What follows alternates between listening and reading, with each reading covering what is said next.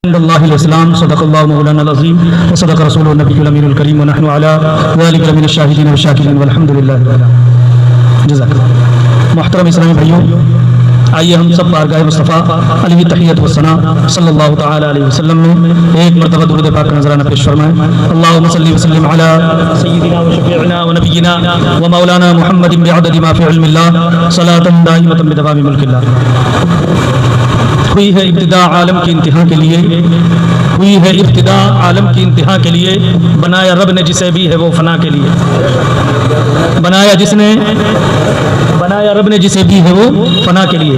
जागना है जाग लो अफलाक के साए तले, जागना है जाग लो अफलाक के साए तले, हश्र तक सोना पड़ेगा खाक के साए तले।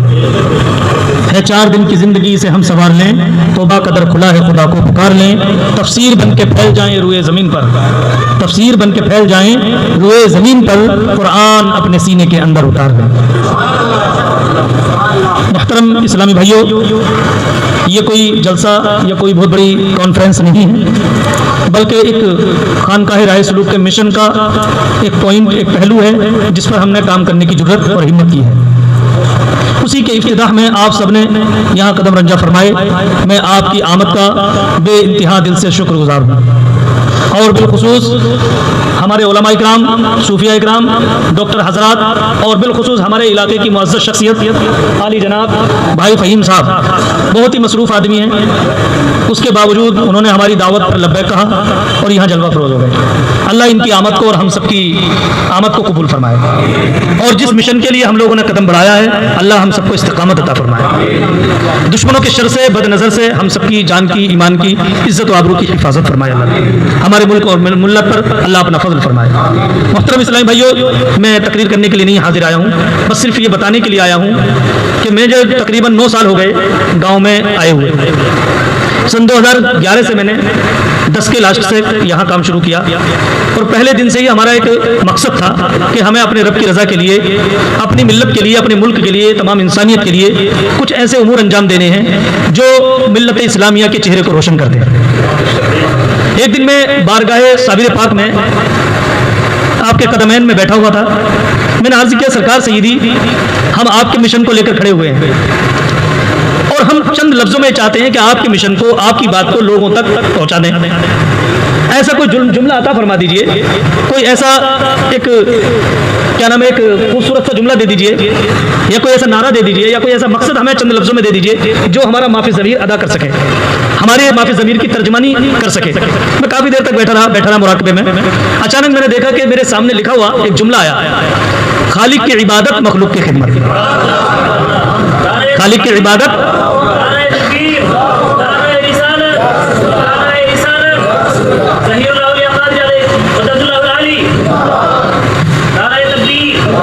उसी दिन से मैंने जली शब्दों में अपनी डायरी में लिख दिया, और अपनी तहरीक का मिशन जो मेरा माफ़ी ज़मीर था उसको तर्जुमानी इस लफ्ज़ में मैंने लिख दी, और लोगों को अपना पैगाम, अपना मकसद बताया कि हमारा मकसद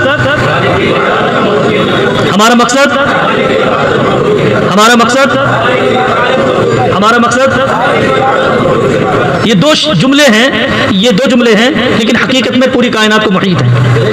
अगर हमारी जैसी ये ज़िंदगी, अगर 1000 ज़िंदगियाँ मिले और इन 2 जुमलों पर अमल करना चाहे मुकम्मल, तो शायद हम नहीं कर पाएंगे।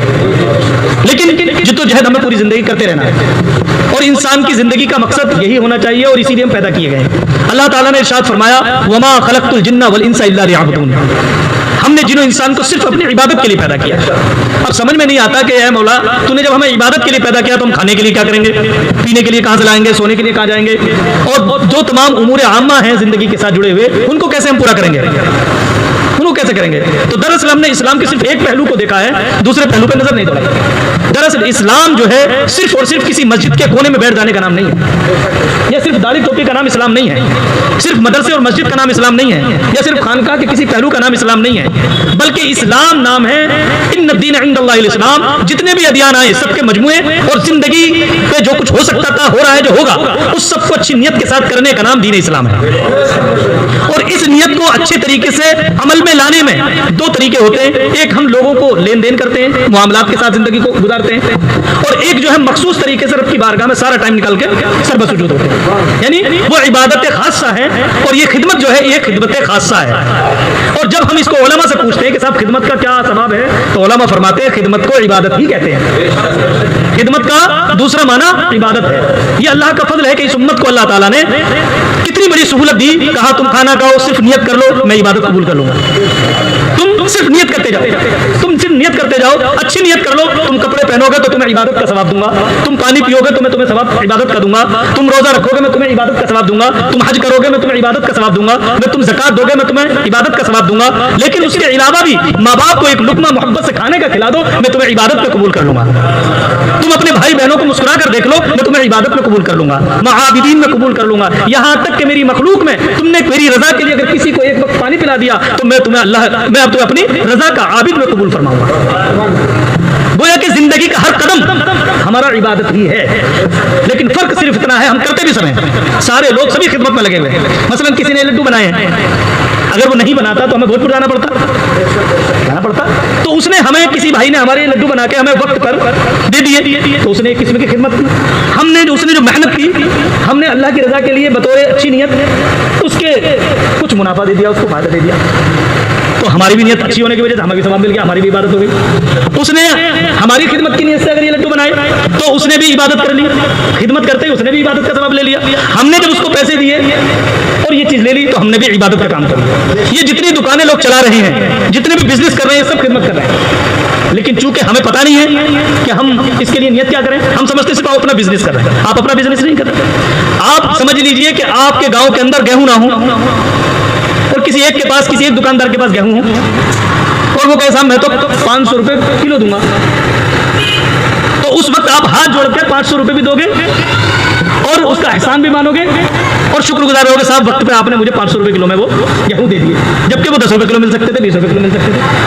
तो आप उस वक्त एहसान क्यों मान रहे हैं, उस वक्त 500 क्यों दे रहे हैं? समझ में ये आया कि पैसा असल चीज नहीं है, जरूरत असल चीज है। जरूरत असल चीज है। अगर जरूरत के वक्त पर कोई तुम्हारी जरूरत को पूरा कर रहा है और वो पैसे ले रहा है, तो वो पैसे देना आपकी खिदमत है और वो माल वक्त पर बर वक्त देना वो उसकी खिदमत है। अगर हम सिर्फ हर काम के अंदर सिर्फ अपने रब को शामिल कर लें, अल्लाह मैं पानी पिला रहा हूं तेरी रजा के लिए, मैं खाना खिला रहा हूं तेरी रजा के लिए, मैं मेडिकल अस्पताल बना रहा हूं तेरी रजा के लिए, मैं दुकान चला रहा हूं तेरी रजा के लिए, मैं दुनिया के तमाम जितने भी काम करूंगा मौला मेरा हर कदम तेरी रजा के लिए होगा, मौला तू मेरी इस उमूर आम्मा को अपनी बारगाह में इबादत के तौर पर कबूल फरमा। तो उसी वक्त कुरान की आयत वमा खलक़तुल जिन्ना वल इंसा इल्ला लियअबुदून, हमने जिन इंसान को सिर्फ अपनी इबादत के लिए पैदा किया है, यूं करके पूरी जिंदगी उसकी इबादत बन जाती है। इस वक्त मैंने बहुत महसूस किया कि आखिर कौम मुस्लिम को किस तरह से दीन की तरफ लाया जाए, कैसे समझाया जाए इसको, क्योंकि बहुत सारी लंबी तकरीरों से तो समझ में ही नहीं रहा। तो और फिर बिगाड़ हमारा शुरू कहां से हुआ? जब मैंने गौर किया कौन कौन आदमी क्या क्या गलत काम कर रहा, तो काम तो कोई भी गलत नहीं कर रहा। भाई कोई आदमी 2 रोटी कमा रहा है तो वो गलत तो नहीं हुआ, कोई आदमी दुकान चला रहा है तो वो गलत तो नहीं हुआ, कोई आदमी किसी भी जरिए मुआश का काम कर रहा है तो वो गलत काम तो नहीं है। और जब वो गलत करेगा तो आवाम उसको एक्सेप्ट ही नहीं करेगी। मसलन बाजार के अंदर 2 रुपए किलो चावल बिक रहे हैं और आप उसको 100 रुपए किलो बेचने लगे तो क्या आवाम लेगी क्या उसका तो खुद ही नुकसान हो जाएगा। अब अगर वो मुनासिब और वाजिब दाम में 2 रुपए किलो में ही दे रहा है तो गोया कि वो मुआशरे का ख्याल रख रहा है और अपने बिजनेस को सही रखना चाहता है, तो उसने सही काम तो किया, लेकिन अब चूंकि सिर्फ उसकी नियत सिर्फ बिजनेस थी, उसकी नियत सिर्फ बिजनेस थी, इसलिए उसकी बिजनेस जो है इबादत नहीं बन पाई। लेकिन अगर वो नियत कर ले वही कि मैं अपने रब की रजा के लिए अपने अल्लाह के बंदों को, अपने भाइयों को जो भी चीज दूंगा मुनासिब और वाजिब दाम में दूंगा और खिदमत समझ के दूंगा, तो नियत करते ही हमारा हर काम इबादत बनता चला जाएगा। तो समझ में ये आया कि कहीं भी बिगाड़ नहीं है, बिगाड़ सिर्फ नियत पर है। हमारी कौम की नियत बिगड़ी तो सारा सिस्टम बिगड़ता चला गया। और इसी को रसूल पाक अलैहि सलाम फरमाते हैं इन्नमल अमालु बिन्नियात, अमल का दारोमदार तुम्हारी नियतों पर है, तुम्हारे कामों का मामला तुम्हारी नियतों पर है। मैंने पूछा अपने ज़मीर से और अल्लाह की किताब से मैंने पूछा कि आखिरी इबादत और इस्लाम और मुसलमान है क्या, ये दीन है क्या चीज, दीन किस चीज का नाम है? क्या टोपी का नाम दीन है, मदरसे का नाम दीन है, खानका का नाम दीन है, मस्जिद का नाम दीन है, किसी इंसान का नाम दीन है? दीन है किस चीज का नाम?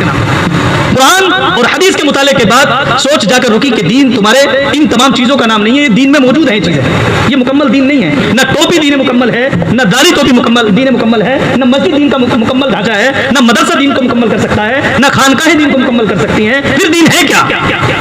कि दीन का जो बीज है वो तुम्हारी नियत है। अगर मस्जिद के मुसल्ले पर हमारी नियत ठीक नहीं है तो गोया हम वहां भी दुनिया कमा रहे हैं। अगर हम खानका के स्टेज पर बैठ करके खानका का चूगा पहन करके, खानका का लिबास पहन करके, सूफी पीर फकीर बन करके सिर्फ हमारी नियत है कि लोगों से नोट समेटे, गाड़ियों में घूमे, दुनिया में इज्जत और आबरू बचाएं और कमाएं, दुनिया के अंदर अपने झंडे लहराएं, सिर्फ मकसद सिर्फ और सिर्फ लोगों को दिखावा हमारी नियत में है, तो वो दीन नहीं है, बल्कि उस खानका में भी दुनिया हो रही है, मस्जिद में भी दुनिया हो रही है, मदरसे में भी दुनिया कमाई जा रही है। यहां तक कि दुनिया के किसी भी स्टेज पर काबे में मुसल्ला बिछा दो जाकर, और नियत दुरुस्त नहीं है तो काबे का इमाम भी दुनियादार है। और अगर नियत दुरुस्त हो जाती है तो अब हम पूछें क्या फल बेचने वाला दीनदार है? हाँ, वो भी दीन है। हदीस शरीफ है, हदीस का मफहूम है कि अगर कोई बंदा सुबह को निकला और उसने नियत की कि मैं आज फ्रूट्स बेचूंगा बंदों की खिदमत की नियत से, हलाल रोजी कमाने की नियत से, अपने बच्चों को हलाल रोजी देने की नियत से, तो वो फ्रूट्स जलील जगह पर खड़े होकर बेचना भी इबादत है। बल्कि सरकार ने फरमाया कि जब बंदा कोई घर से निकलता है हलाल रोजी रोटी की नियत से, तो मैदान जिहाद में होता है, मैदान अमल में होता है, मैदान अमल में होता है। और ऐसा शख्स अगर दुनिया से चला जाए, इंतकाल कर जाए, तो शहीदों की सफ में उसको उठाया जाएगा। बिजनेस करने वाले बहुत बड़े मैदान जिहाद में होते हैं, बहुत बड़े मैदान जिहाद में होते हैं, लेकिन इस्लाम का जो अहम पहलू बिजनेस था, लोगों ने उसको दुनिया का नाम दे दिया, और जो मस्जिद दीन का मरकज था उसको हमने छोड़ दिया। एक तरफ हमने बिजनेस को पकड़ लिया, दीन के मरकज को छोड़ दिया, और एक तरफ मरकज को छोड़ दिया, दूसरे दिन दीन को, दीन जो मैदान जिहाद था उसको छोड़ दिया। मैदान जिहाद कहीं अपनी गर्दन कटाने ही का नाम नहीं है, वो तो जिहाद अकबर नहीं, वो तो जिहाद असगर है, वो तो फौज का काम है, तुम्हारा तो है भी नहीं। किसी भी बॉर्डर पे जाकर के हमारी फौज लड़ती है, वो फौज का काम आपका नहीं है। पुलिस का काम जो पुलिस का पुलिस करेगी। आपका कौन सा जिहाद है? आपका जिहाद ये है कि आप नियत करो कि मुझे हर काम अपने रब की रजा के लिए करना है। अगर स्कूल खोलो, नियत कर लो कि मुझे अपनी कौम को अच्छी तालीम देनी है ताकि ये इनकी अच्छी सोच डेवलप हो और ये आगे मिल्लत की खिदमत कर सकें, तो आपका स्कूल खोलना भी इबादत है, मदरसा बनाना भी इबादत है, मस्जिद बनाना भी इबादत है, दुकान बनाना भी इबादत है, खानका चलाना भी इबादत है, लोगों के साथ मजदूरी और पल्लेदारी करना भी इबादत है। यहां तक कि अपनी सांस अगर ले रहे हो अल्लाह की रजा के लिए तो ये भी सदका है। सारी की सारी हमारे इस्लाम की सोच जो डेवलप होती है वो सोच के बीज से शुरू होती है। जब हमारी अच्छी सोच हो जाती है, अच्छी नियत हो जाती है, तो वहीं से दीन हो जाता है। और जहां सोच बिगाड़ पैदा करती है, जहां हमारी सोच बिगड़ती है, दीन की हमारी नियत बिगड़ती है, वहीं से हमारा हर नेक काम भी दुनिया बन जाता है।